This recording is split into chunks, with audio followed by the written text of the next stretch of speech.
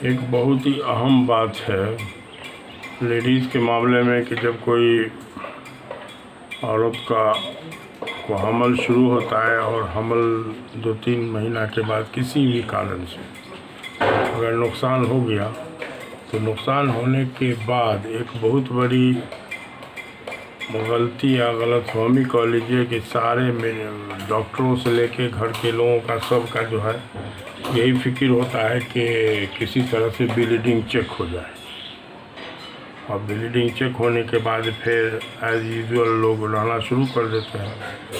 अब ऐसी हालत में फिर जब दूसरा हमल शुरू होता है तो वैसी हालत में उस हमल वाले बच्चे को जो है दिमागी विकलांग पैदा होने का डर होता है। अगर वो बच्चा सही सलामत पैदा हो गया तो, जिसको इन्फेंटाइल एपिलेप्सी बोलते हैं, बच्चों की पैदाइशी बच्चों की मृत्यु। लेकिन कभी कभी ऐसा भी होता है कि गंदगी के कारण अब दूसरा कोई भी हमल चढ़ नहीं पाता। हमल शुरू हुआ फिर महीना 2 महीना के बाद जो है वो नुकसान हो गया, तो उसको लोग मेडिकल साइंस की भाषा में बोलते हैं कि मिसकैरेज की आदत हो गई।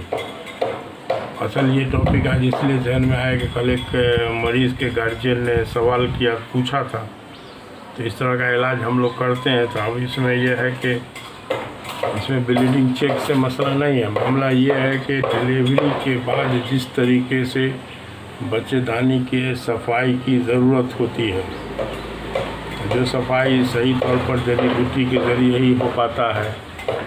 इसमें खजूर का खाना लेडीज़ लोगों के लिए बहुत फ़ायदेमंद है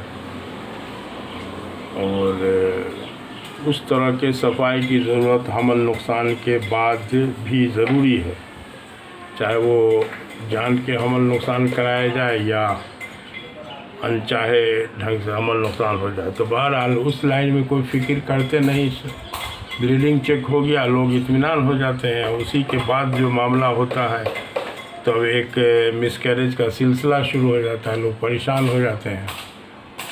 अब इसमें मेडिकल गायनेकोलॉजिस्ट के ज़रिए बच्चेदानी की सफाई वाश भी होने के बाद भी कुछ मामला नहीं होता, बल्कि कुछ मामला में हमने देखा है कि वाश कराने के बाद ब्रेस्ट में ट्यूमर बनना भी शुरू हो सकता है।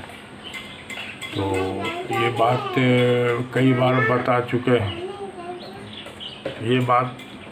बता चुके हैं कि लेडीज़ का बच्चेदानी और ब्रेस्ट कैंसर के मामला में तो के मुंह पर होता है। ज़रा सा भी हार्मोन का इम्बैलेंस हुआ, बस वहाँ कैंसर की शुरुआत होने लगती है।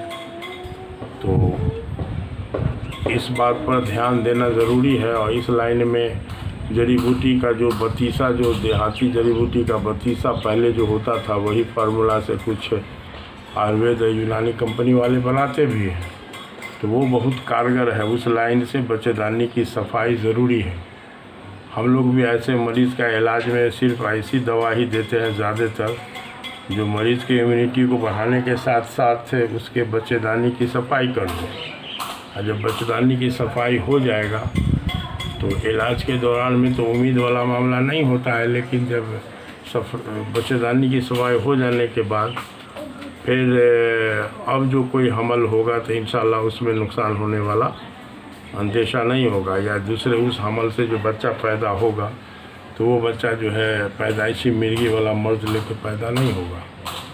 तो एक तरह से कुदरत ये चाहती है कि बच्चा मरीज़ पैदा नहीं हो, बच्चा तंदुरुस्त पैदा हो। इसलिए जो गंदगी उसमें है तो वो गंदगी जो है वो पैदाइशी बच्चा के दिमाग पर भी असर करता है। तो थोड़ा सा ये सब बारीकी है जिस पर आजकल मेडिकल साइंस को इस सब बारीकी से कोई मतलब नहीं है। वो सीधा सीधी कारण से नहीं बल्कि हालात पर जो है वो मरीज़ का इलाज करते हैं। ऐसे में मरीज़ नुकसान उठाता रहता है। तो क्योंकि कल एक मरीज़ का मामला था इसलिए टॉपिक ध्यान में आया, तो सोचा कि आज इस पर एक वीडियो डाल दिया जाए। तो ठीक है। तो